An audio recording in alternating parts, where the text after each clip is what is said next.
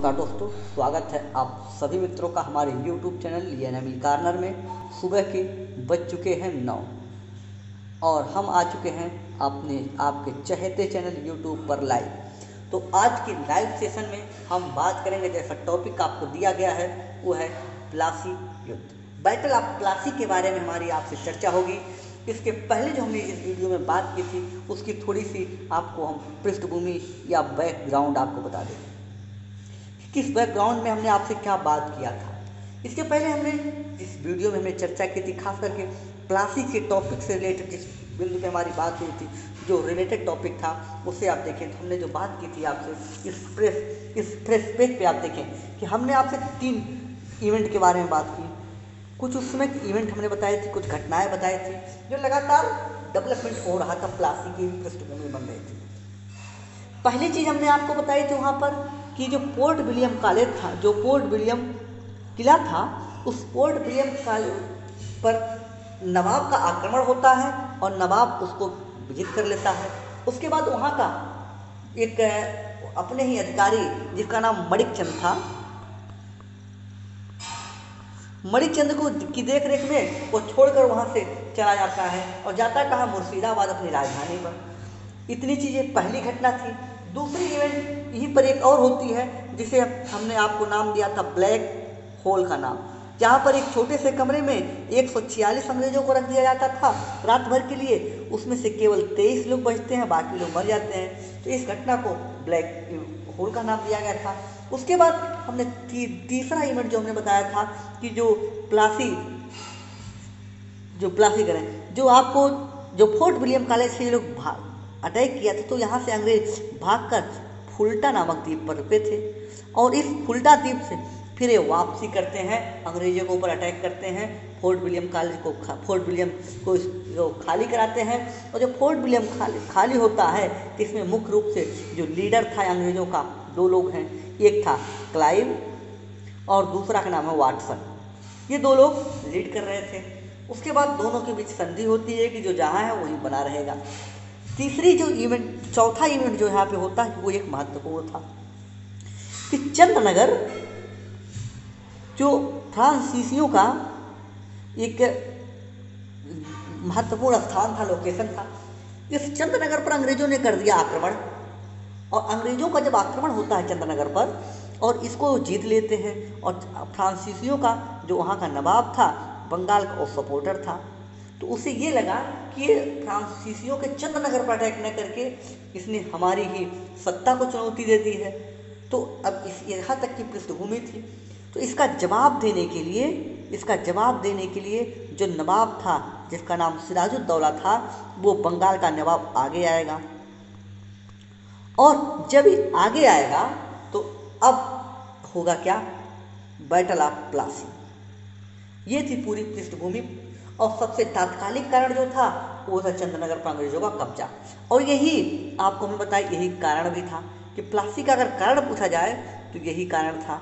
उसमें कुछ और कारण आप जोड़ सकते हैं, जैसा कि मैंने पहले आपको इसके पहले बताया था। क्या बताया था कि ये दस्तक हुआ करता था, ये दस्तक के पास होता था। इस पास के तहत अंग्रेजों को फ्री ट्रेड का अधिकार मिला था। तो ये जो फ्री ट्रेड का अधिकार था, फ्री व्यापार का अधिकार था, इसे ये लोग बेचते थे। इसको रोक लगाने की कोशिश की नवाब ने। तो एक रीजन यह भी था। और दूसरे रीजन की अगर हम बात करें तो इसमें एक महत्वपूर्ण कारण और आएगा कि ये गुटबाजी कर रहे थे। तीसरी, ये राजनीतिक हस्तक्षेप करना शुरू कर रहे हैं और जो नवाब था, नवाब की आज्ञा नहीं मान रहे हैं। नवाब का जो आदेश था उस आदेश को ये डिनाई कर रहे हैं, बार बार मना कर रहे हैं। उस जो कहता है उसे कहने से, मना करने से इनकार कर देते हैं। जैसे नवाब ने कहा कि किलेबंदी ना करें, आपकी जो कोठियाँ हैं, जो फैक्ट्री हैं, उसकी किलेबंदी ना करें, लेकिन ये लोग नहीं माने नहीं और इन्होंने किलेबंदी शुरू कर दी और भी किलेबंदी बड़ी की। तो ये थे पृष्ठभूमि टोटल या कारण थे, टोटल किसके ये कारण थे कि प्लासी युद्ध के, कि प्लासी युद्ध किस कारण से हुआ। अब अगर हम आगे बात करें तो प्लासी क्या हो रहा है। जब प्लासी हो रहा है तो प्लासी जो युद्ध है ये क्या रियल युद्ध था या छद्म था। छद्म का मतलब होता है दोस्तों प्रॉक्सी। ये प्रॉक्सी क्या होता है, ये आप समझ लीजिए कि जब कोई युद्ध डायरेक्ट न होकर उसमें षड्यंत्र हो, उसमें कई चीज़ें ऐसी हैं जिसमें धोखेबाजी हो, उसे प्रॉक्सी बोलते हैं। ठीक है, तो ये क्या धोखेबाजी में युद्ध जीता गया या षड्यंत्र करके जीता गया? जी हाँ, तो इसमें षड्यंत्र में शामिल कई लोग थे। ये जो प्लासी का युद्ध हो रहा है 1757 में, इसमें कई लोग षड्यंत्र में शामिल थे। उनका नाम आपको जानना महत्वपूर्ण है। जैसे ये एक नाम मिलता है मणिकचंद। अच्छा, सफेद पेज पे लिखते हैं। ये एक नाम मिलता है क्या? मणिकचंद। मणिकचंद क्या था? मणिकचंद एक अधिकारी था। ये कौन सा अधिकारी था? ये कलकत्ता का एक अधिकारी हुआ करता था। दूसरा नाम जो महत्वपूर्ण आपको मिलेगा वो मिलेगा अमीन चंद का।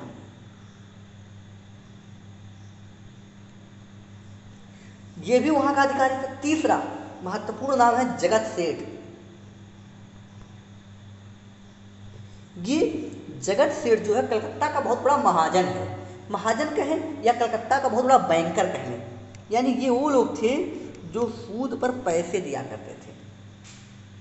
और दो महत्वपूर्ण नाम और बच रहे हैं जो सबसे महत्वपूर्ण, ये क्रम महत्वपूर्णता का था।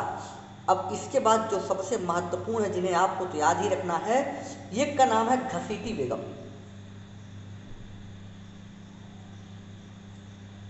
मैं नेट पे काफ़ी घसीटी बेगम का इमेज ढूंढ रहा था, कोई अच्छी इमेज नहीं मिली, नहीं तो आपको मैं दिखाता घसीटी बेगम कौन थी। ये पान बहुत खाया करती थी। और जो इतना ही नहीं, जो नवाब था सिराजुद्दौला, उसकी मौसी थी ये घसीटी बेगम। सिराजुद्दौला की मौसी थी। बहुत 24 घंटे में बताया आपको तो 2500 पान चाहिए था उनके, यानी घंटे घंटे में पान चाहिए था। पान की बड़ी शौकीन थी। इनसे अंग्रेजों ने कहा कि अगर आप हमारी तरफ से शामिल हो जाएंगी तो आपको हम बिलायती पान खिलाएंगे। बिलायती का मतलब विदेशी पान खिलाएंगे। और ये लालच में आ गई और ये उन्होंने कहा ठीक है हम साथ देंगे।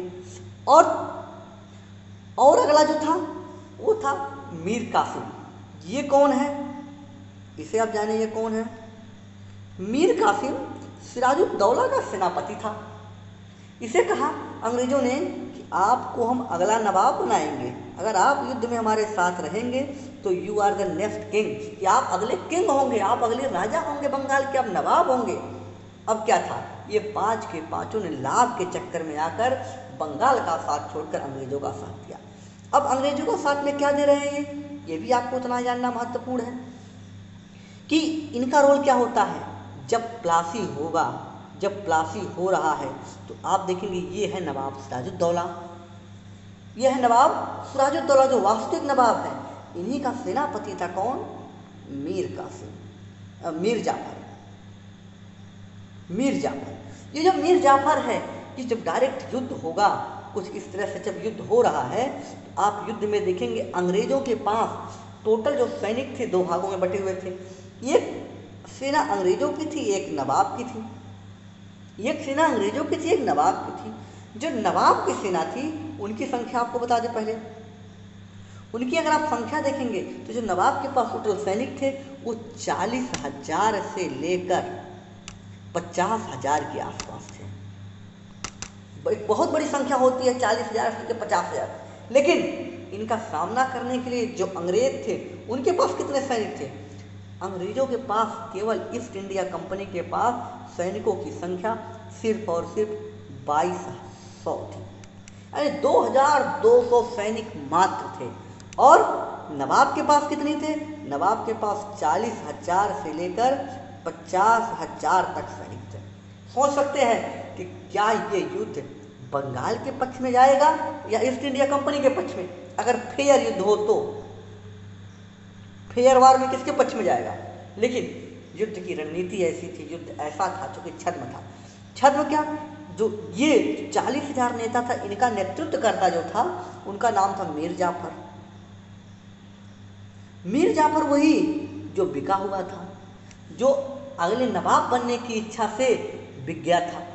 और कई लोग बिके हुए थे जिनका नाम मैंने घसीटी बेगम बताया, हमने आपको जगत सेठ बताया, अमीन चंद बताया, मणिक चंद, ये सब बिके हुए थे। लेकिन जो नेता जो लीड कर रहा था सेनाओं का वो खुद बिका हुआ था।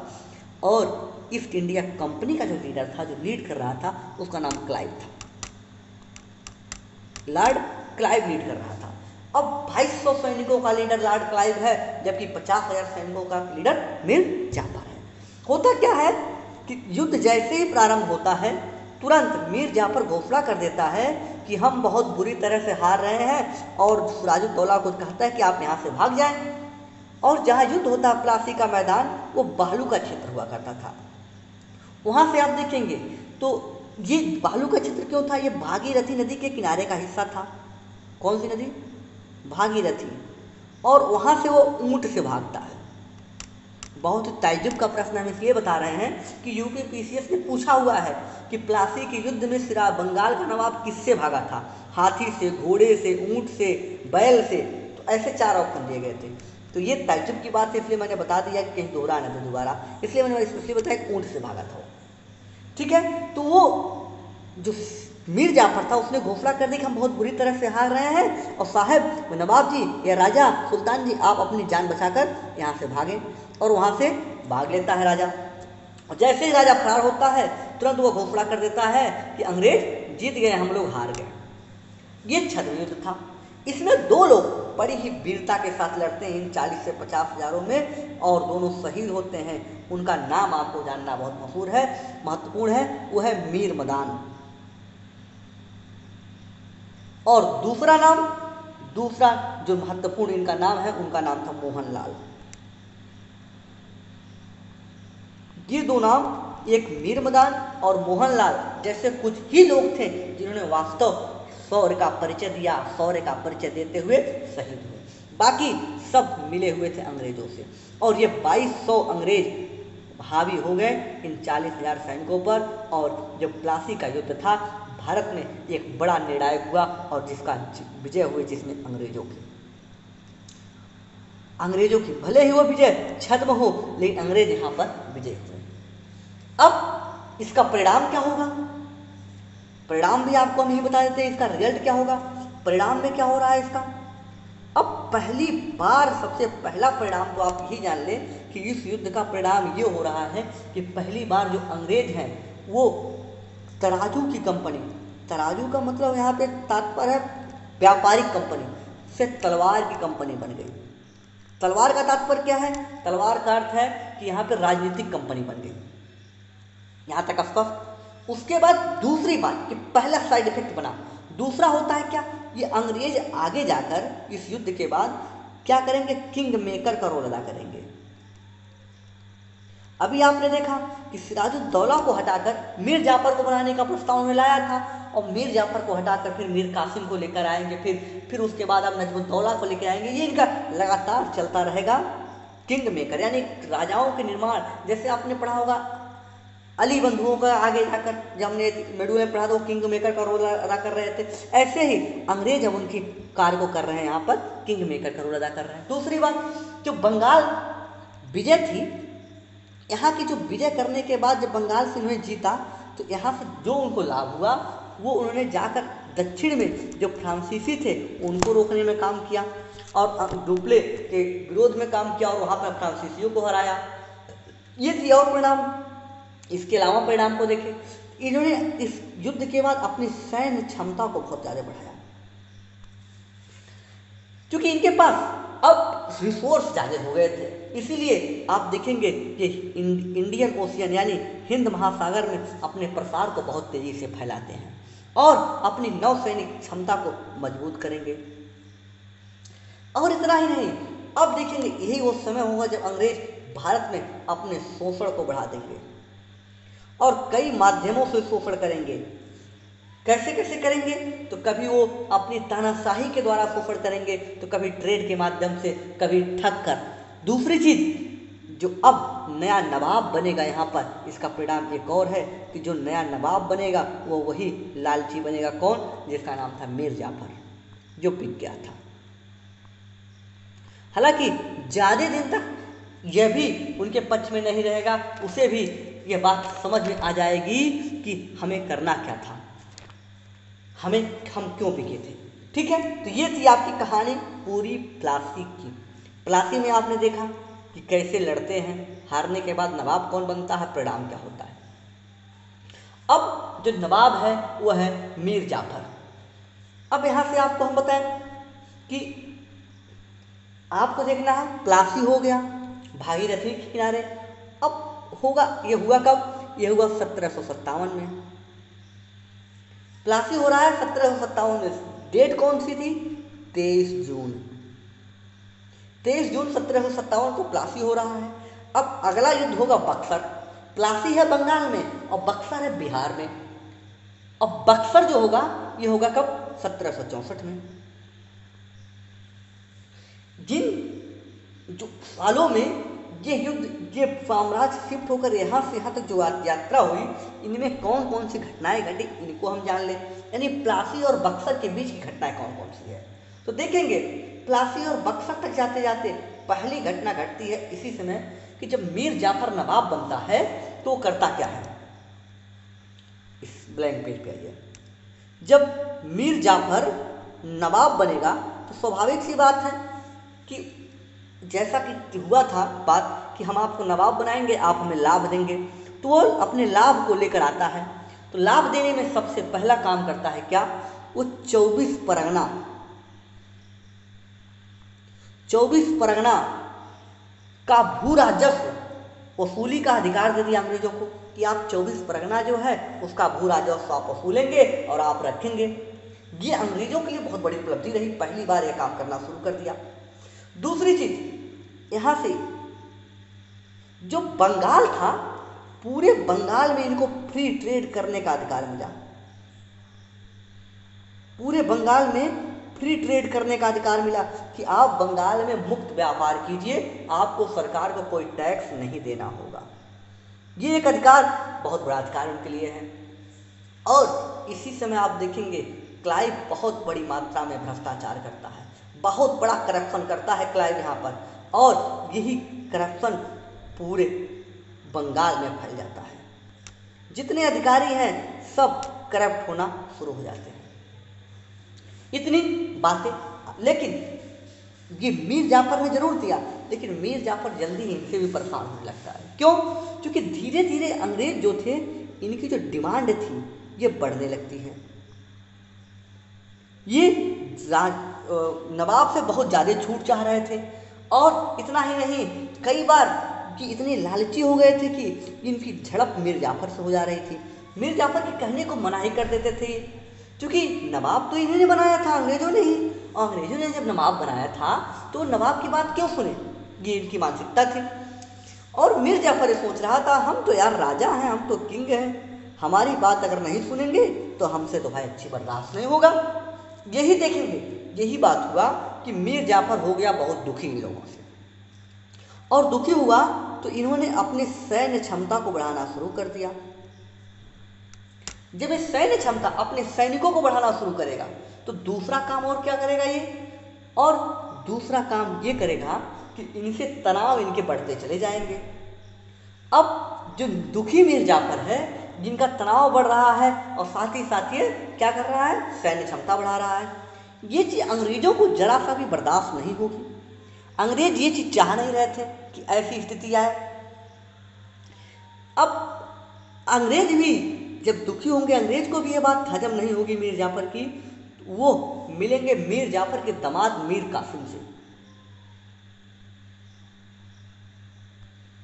मीर जाफर के दामाद मीर कासिम से मुलाकात करते हैं और उन्हें देते हैं प्रलोभन। कहते हैं मीर कासिम अच्छा नहीं है, अब की बार हम तुमको नवाब बनाएंगे। और एक बात और नोट करने वाली थी, यही मीर जाफर का जो दामाद था, यही मीर कासिम और यही मीर जाफर का सेनापति भी था। यानी सैनिकों का फिर लीडर ये होगा। पिछली बार सिराजुद्दौला का लीडर मीर कासिम हुआ करता था, अब की बार मीर जाफर हुआ करता था, तो मीर कासिम है इनका नेता, और वो भी उनके रिश्तेदार दामाद है। अब की बार अंग्रेजों ने इन्हें फुसलाया, पकड़ा और इन्हें कहा कि हम आपको बनाएंगे क्या, नवाब बनाएंगे। और ये भाई उसके प्रलोभन में आ गए कि ठीक है हम नवाब बनेंगे, नए नवाब बनेंगे। और नवाब बनने की क्या बात थी, पहले इन्होंने बताया कुछ इस तरह कि मीर कासिम को बताया, एक नया पद कहा कि मीर जाफर से कहो एक नया पद बनाए, वो नया पद था नायब सूबेदार का। नायब सूबेदार का पद चाह रहे थे। मीर जाफर इसके लिए तैयार नहीं हुआ, तो मीर कासिम से कहते हैं देखो ये तुम्हारा हित नहीं चाहते, अब एक काम करो तुम मेरा साथ दो, हम तुमको नया नवाब बनाएंगे। अब मीर कासिम इनके बहकावे में आ जाता है और तैयार हो जाता है। और इसी चीज़ में आप देखेंगे दोनों के लेकर मनमुटाव तैयार है। और जैसे मनमुटाव होता है तो मीर जाफर जहाँ है, मीर जाफर के किले पर अंग्रेज और मीर कासिम अटैक कर देते हैं। और जब अटैक करते हैं तो जो मीर जाफर है ये बेचारा आत्मसमर्पण कर देता है। और आत्मसमर्पण करता है तो इसे नवाब से हटाकर नया नवाब बना दिया जाता है, किसे? मीर कासिम को। अब मीर कासिम नया नवाब बन गया। अब देखिए अब तक नवाबों की 3 यात्रा हुई, तीनों का अरेंजमेंट आपको याद होना चाहिए। कौन कौन सा, पहले यही आपको बता दें। पहला सिराजुद्दौला,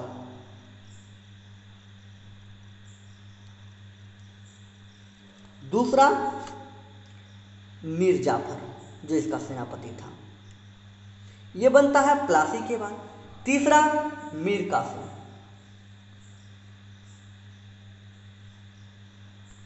ये तीनों अरेंजमेंट आपको याद होना चाहिए, कंफ्यूज मत होइएगा। ये आपके प्लासी में है, ये आपके प्लासी के बाद है, और ये अभी तत्काल में है। अभी इसकी आगे के बात हम बताएंगे। ये आपका होगा बक्सर में मीर कासिम, लेकिन अभी आप होल्ड करें, ये ठीक है इतनी चीज़ें। अब देखिए जैसे ही मीर कासिम नवाब बनता है, अब मीर कासिम भी अंग्रेजों ने ही बनाया था, तो मीर कासिम भी इनको लाभ देना शुरू करेगा। अब ये कौन सा लाभ दे रहा है? पहला काम ये कर रहा अंग्रेज को सबसे पहला काम ये कर रहा है कि बर्धमान, नोट कीजिए आप कापी कलम से, बर्धमान, मिदनापुर और एक चटगांव,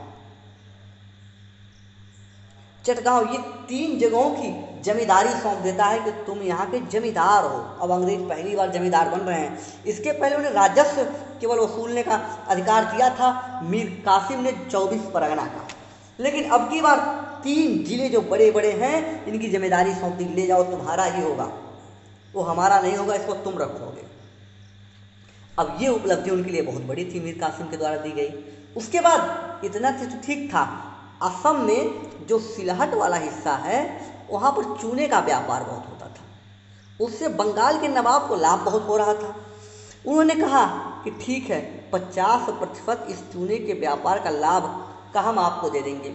अब ये और उपलब्धि हुई, इतना ही नहीं, इतने भी रुक जाते तो ठीक था। इसके बाद उस समय 5 लाख रुपए मीर कासिम ने अंग्रेजों को दिया और कहा कि आप जाइए दक्षिण विजय करके आइए। और आप देखेंगे यही समय होता है जब फ्रांसीसियों को वो पूरी तरह से फाइट से बाहर कर देते हैं। इसीलिए हमने वहाँ पे बताया था जब फ्रांसीसी हारते हैं, हमने बताया कि उन्होंने बंगाल से शुरुआत की थी और फ्रांसीसी ने दक्षिण से, और दक्षिण में रिसोर्स कम थे, यानी रिसोर्स कम होने के कारण ही इनके पास आय के साधन कम थे, इसकी वजह कमज़ोर पड़े थे। अब कहानी आप कहाँ तक पहुँची कि मीर कासिम ने अंग्रेजों को कितना लाभ किया, लेकिन स्वाभाविक सी बात है कि बिना हर्रे फिटकरी का ये नवाब बना है। हर्रे फिटकरी का मतलब ये है कि बिना कुछ किए, भाई सरलता से नवाब बन गए, कुछ किया थोड़ी ने। अरे अटैक किया अंग्रेजों ने, आत्मसमर्पण किया आपके सेनापति जिसके आप दामाद हैं, और जब उसने आत्मसमर्पण कर दिया तो आप जाके नवाब बना दिए गए फ्री में। घसीटी बेगम भी उनके साथ ही में थी, पहले जो प्लासी वाले में थी। अब देखिए कहानी क्या होता है। अब अंग्रेज की स्थिति फिर जैसी थी वैसी ही रहेगी, क्योंकि जैसे मीर जाफर के काल में ये लालची थे, वैसे मीर कासिम के काल में इनका लालच थोड़ी खत्म हो जाएगा। ये तब भी लालची हैं, ये और भी छूट चाह रहे हैं, जितना दिए जा रहे हैं उतना। अब मीर कासिम भी वही 3 कदम उठाता है। पहला काम करता है सेना को मजबूत करता है, दूसरा काम करता है जो दस्तक था, दस्तक रोकने का पहले प्रयास करता है, जब रुकता नहीं है तो ये दस्तक को सबके लिए फ्री कर देता है कि चाहे भारतीय व्यापारी हो, चाहे फ्रांसीसी हो, चाहे यूरोपीय, कोई यूरोपीय हो, पुर्तगाली हो, सबके लिए दस्तक बंगाल में फ्री है। अब अंग्रेजों को ये बात बिल्कुल बर्दाश्त नहीं हुई, क्योंकि इससे वो काफ़ी लाभ ले रहे थे। तीसरा काम करता है राजस्व सुधार का, कि अंग्रेज टैक्स कलेक्शन करके पैसा ही नहीं दे रहे थे, तो ये राजस्व सुधार करता है। ये तीनों काम करने के बाद आप देखेंगे कि अंग्रेजों की जो हित थे वो हित फिर नए नवाब से टकराने शुरू हो गए। यानी अब मीर कासिम से अंग्रेजों के हित टकरा रहे हैं। उन्होंने यही तो सोचा कि हमने मीर कासिम को पाला था और हमारे हित इनसे टकराने शुरू हो गए अंग्रेजों से, और ईस्ट इंडिया कंपनी अब चाहेगी कि एक नया नवाब ऐसा बनाया जाए कि जो जिनसे हमारे हित ना टकराए। बिल्कुल वही काम ये करेंगे। लेकिन इसी बीच क्या एक घटना घटती है, क्या कि ये जो मीर कासिम है, मीर कासिम ये जो मीर कासिम है ये एक काम करता है, ये संपर्क करता है 3 लोगों से। अच्छा, उसके पहले क्या हो रहा है, 3 लोगों के संपर्क करने से पहले एक छोटा सा विवाद होता है इन दोनों के बीच में। किनके बीच में होता है? ईस्ट इंडिया कंपनी के गवर्नर और दूसरा मीर कासिम के बीच में। और इस झड़प में कहीं ना कहीं मीर कासिम अपने खुद कमज़ोर महसूस करता है, और जब कमज़ोर पड़ा तो वहाँ से वो भाग गया। कमज़ोर पड़ा तो ये अपनी राजधानी से भाग गया। अच्छा, एक चीज़ और, राजधानी के नाम आया तो एक चीज़ और, इन्होंने अंग्रेज़ों से सुरक्षा बढ़ाने के लिए इन्होंने अपनी राजधानी मुर्शिदाबाद से हटाकर मुंगेर की थी। मुंगेर बिहार में है, ठीक है। मुर्शिदाबाद से अपनी राजधानी हटाकर मुंगेर कर ली थी, जिससे वो सुरक्षित महसूस हो सके। और जब ये यहाँ से भागता है, जब वहाँ से वो भागता है तो कुछ समय के लिए फिर नवाब किसे बना दिया जाता है, याद कीजिए। इस बार अब फिर नवाब मीर जासिम के भागने के बाद उन्हें मीर जाफर को बना दिया जाएगा। ध्यान रखिए, महत्वपूर्ण चीज है कि मीर जाफर जिसे नवाब से हटाया था अंग्रेजों ने, अब फिर बक्सर के पहले आते आते फिर मीर जाफर को नवाब बना देंगे, और मीर कासिम यहाँ से भाग गया है। अब ये पूरी पृष्ठभूमि तैयार हो गई थी बक्सर युद्ध की। अब जो मीर कासिम जो भागा था ये संपर्क करता है कहाँ? अवध के नवाब से। अवध का नवाब कौन था उसमें? शुजाउद्दौला था। उससे संपर्क करता है कि आप हमारे अंग्रेजों के विरुद्ध साथ दें। शुजाउद्दौला बिल्कुल तैयार हो जाता है, ठीक है, हमारी सेना आपके साथ लड़ेगी। फिर ये आगे संपर्क करते हैं मुगल नवाब से, शाह आलम द्वितीय से। शाह आलम भी तैयार हो जाते हैं कि ठीक है भाई, हम आपके साथ लड़ेंगे। अब 3 लोग तैयार हो गए। कौन कौन से 3 लोग हैं?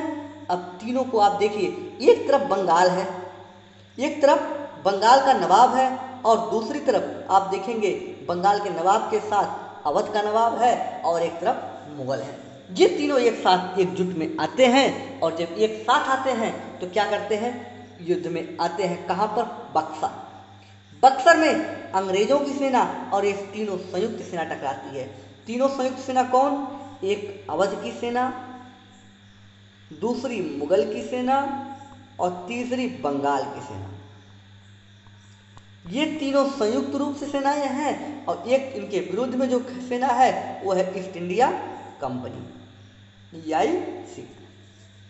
अब यहाँ तक आ गए हम कहाँ? अब हम करा देंगे बक्सर का युद्ध, वो युद्ध जो यहाँ पर होगा बक्सर के मैदान में।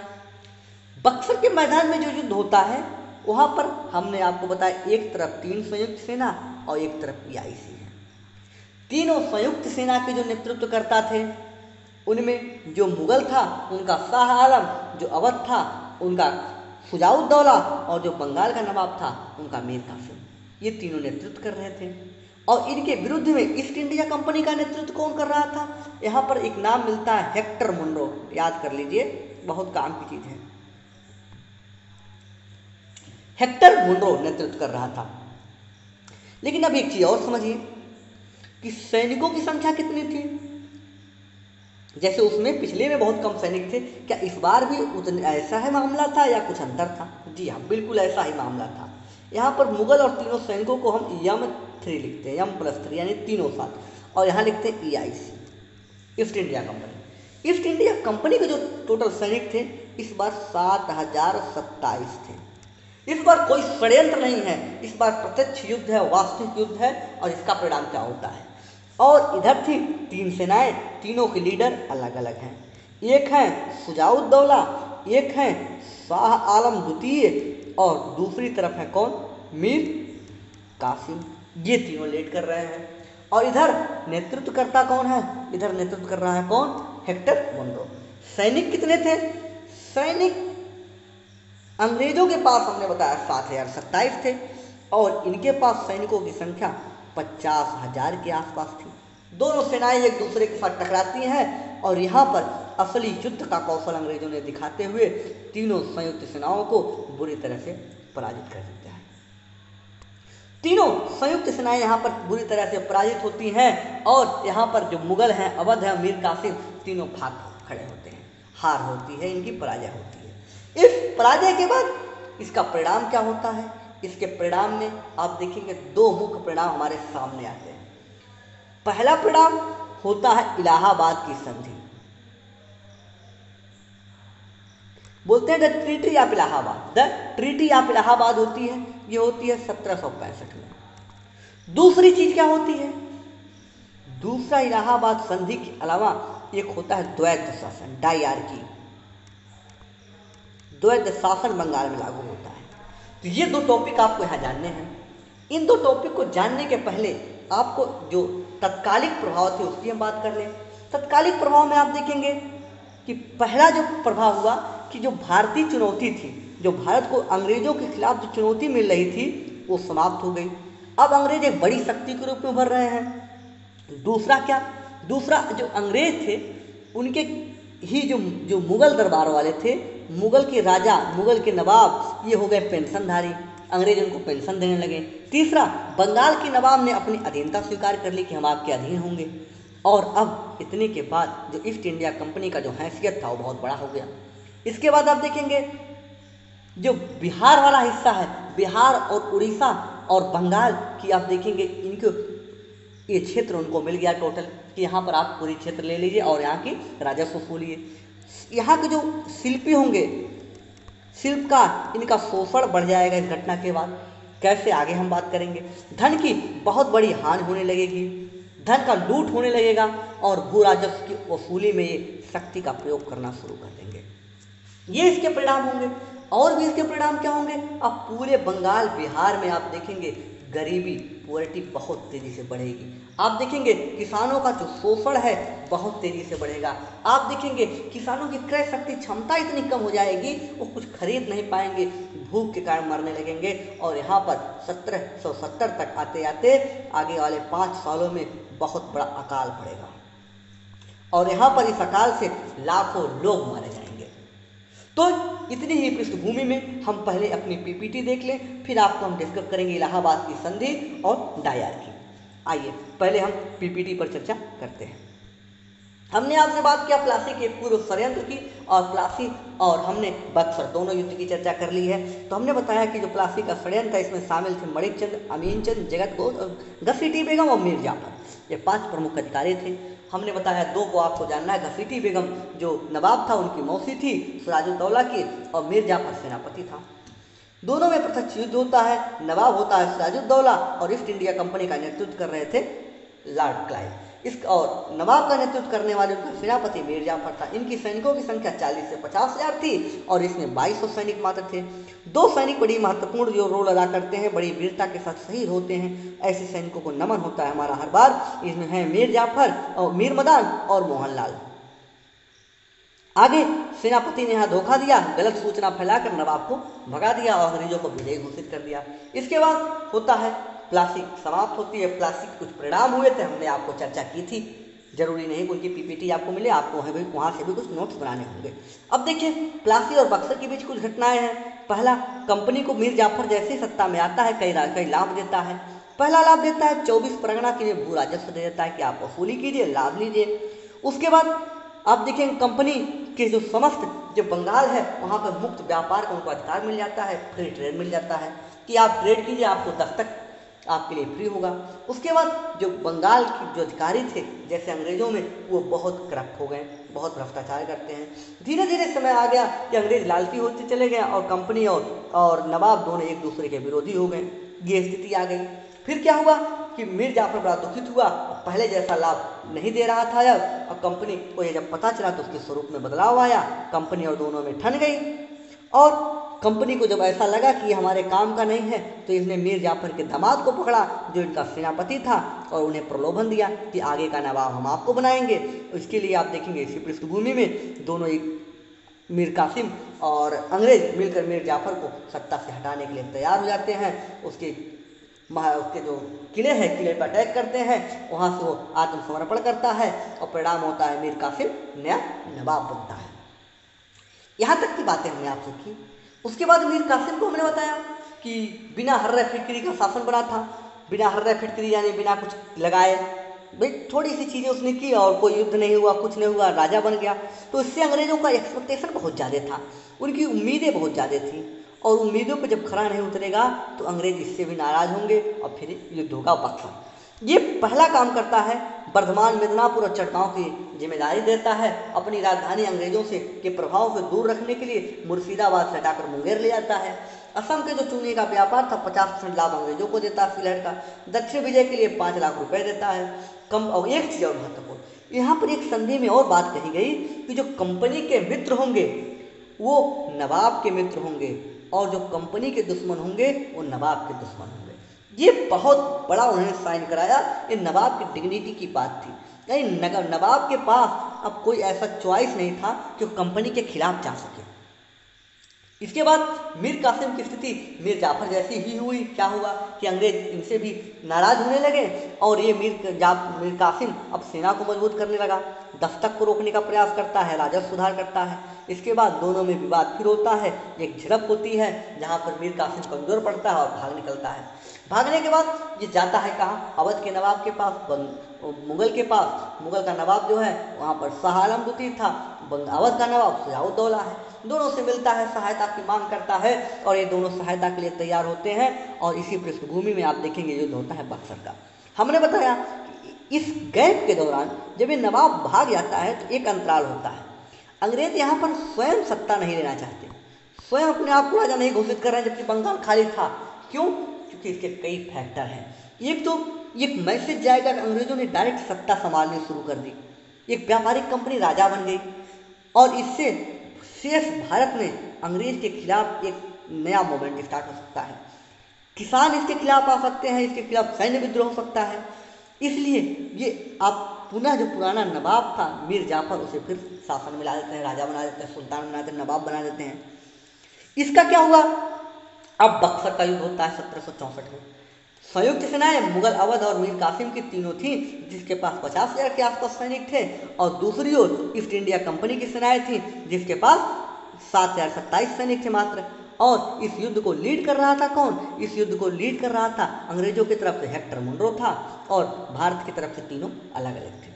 यहाँ पर युद्ध का परिणाम होता है क्या? ईस्ट इंडिया कंपनी बहुत ही धमाकेदार विजय करती है और यहाँ पर संधि होती है इलाहाबाद की संधि, और ये संधि होती है 1765 में।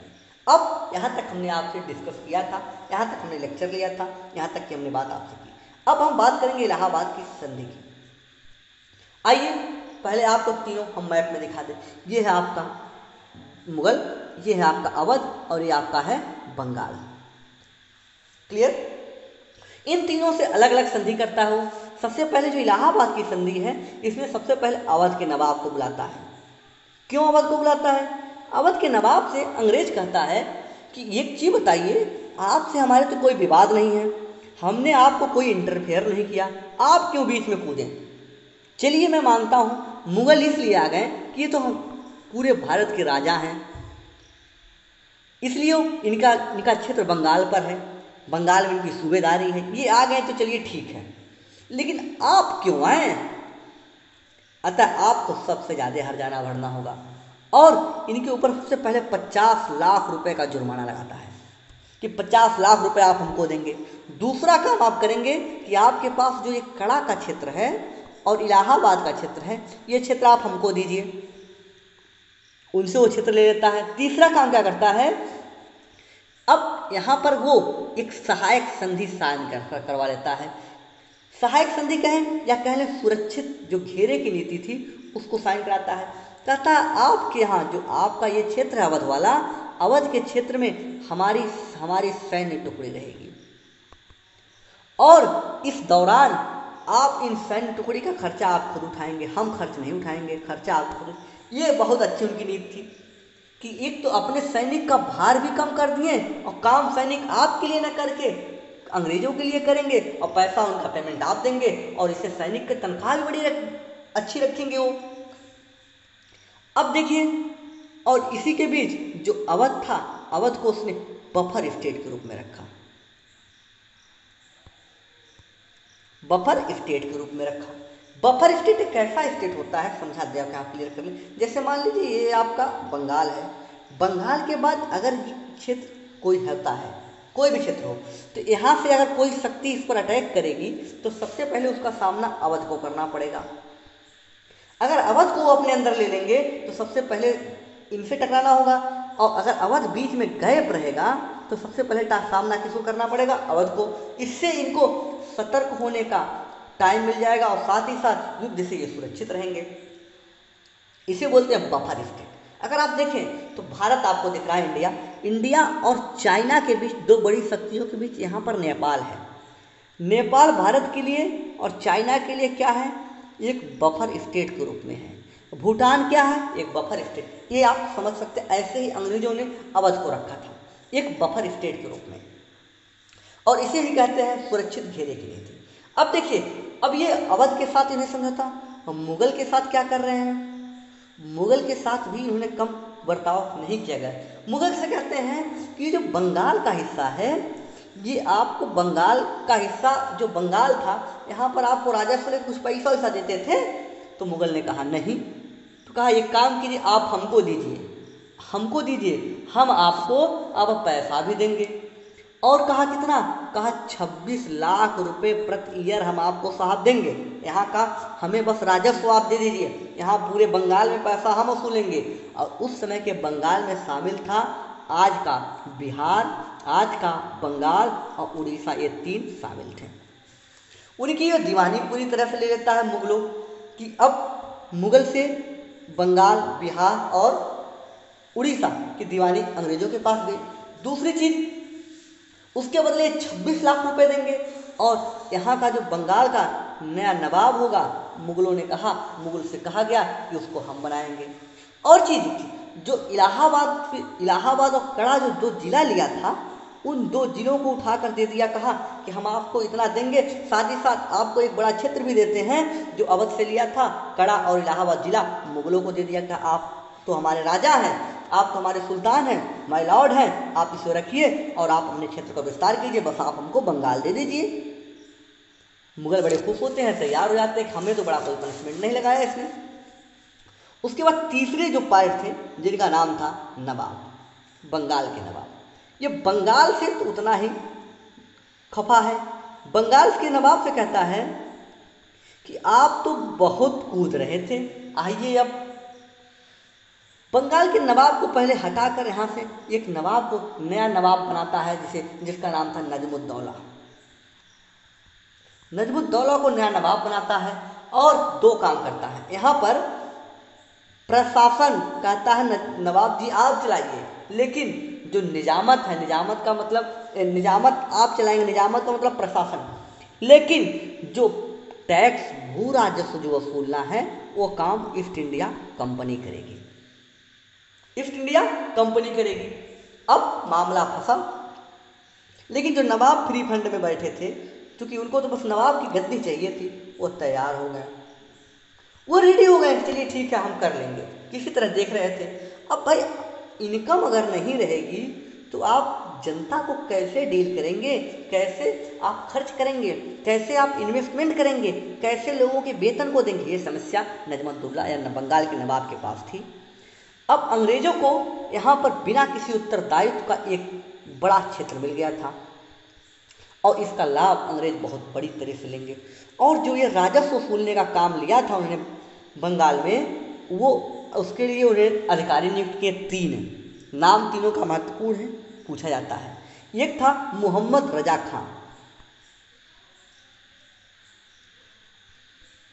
मोहम्मद रजा खां को देता नियुक्त करता है। दूसरा गुलाब राय,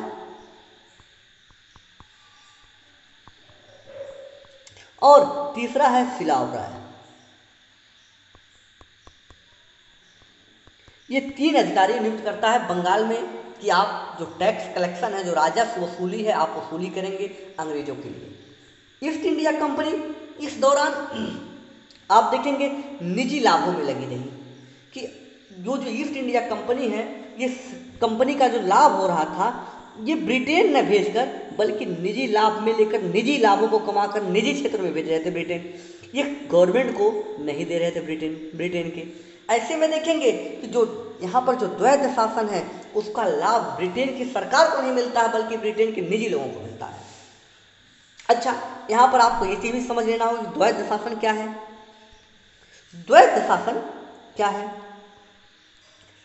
यहाँ पर जो प्रशासन का कार्य था, जैसा कि हमने बताया, वो मिला बंगाल के नवाब को, और राजस्व वसूलने का काम मिला ईस्ट इंडिया कंपनी को। इसी को 2 काम अलग अलग मिले थे, इसी को बोलते हैं द्वैध शासन, डायआर्की। ठीक है, इतनी बातें स्पष्ट।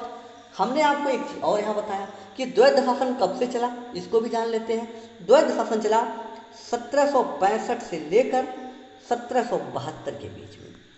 इन घटनाओं के बीच में भारत का जो हाल होता है वो बहुत ही बुरा होता है। भारत में आप देखेंगे इसका परिणाम क्या होता है।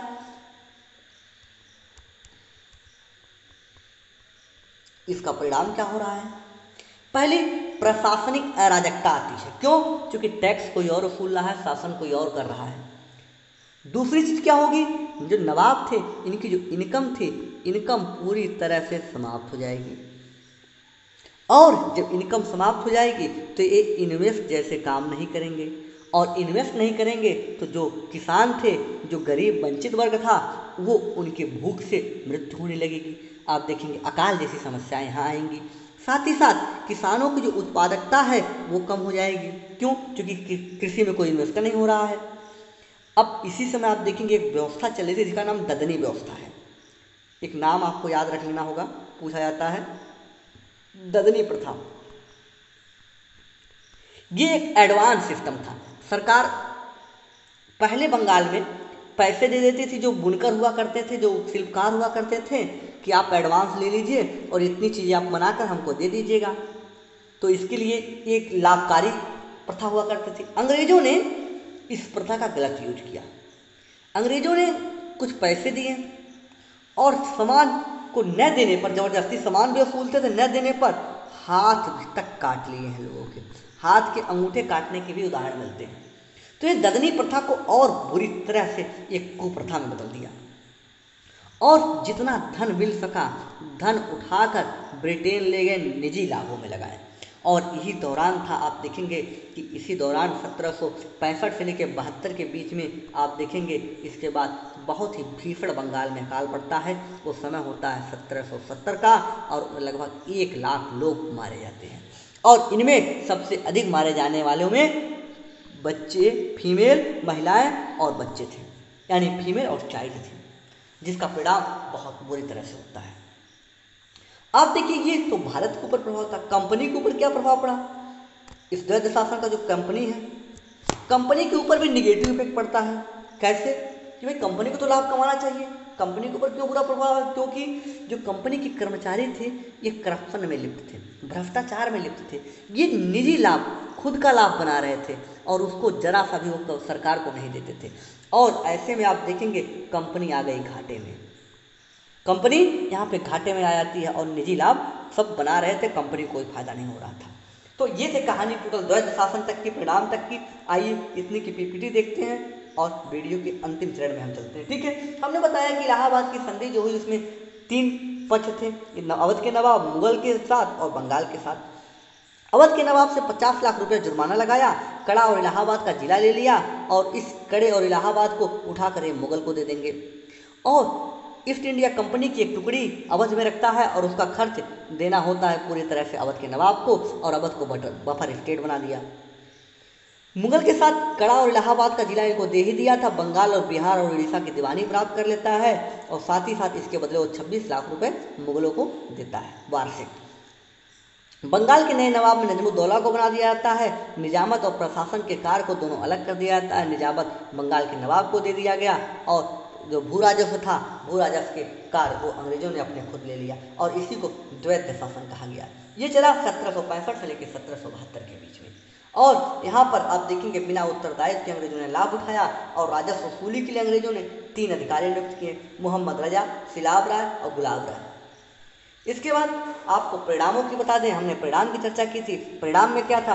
प्रशासनिक अराजकता उत्पन्न हो गई, नवाब की आय समाप्त हो गई थी, प्रशासन पर ध्यान नहीं दे पाए, इससे लूट और डकैती बढ़ी, कंपनी ने भ्रष्टाचार बहुत बड़ा किया, कृषि उत्पादकता में गिरावट आई, निवेश कम हो गए, ददनी प्रथा का दुरुपयोग किया जो एडवांस मनी का एक सिस्टम हुआ करता था। धन उठाकर ये ब्रिटेन ले गए। इसी समय ड्रेन हो रहा था बहुत तेजी से धन का।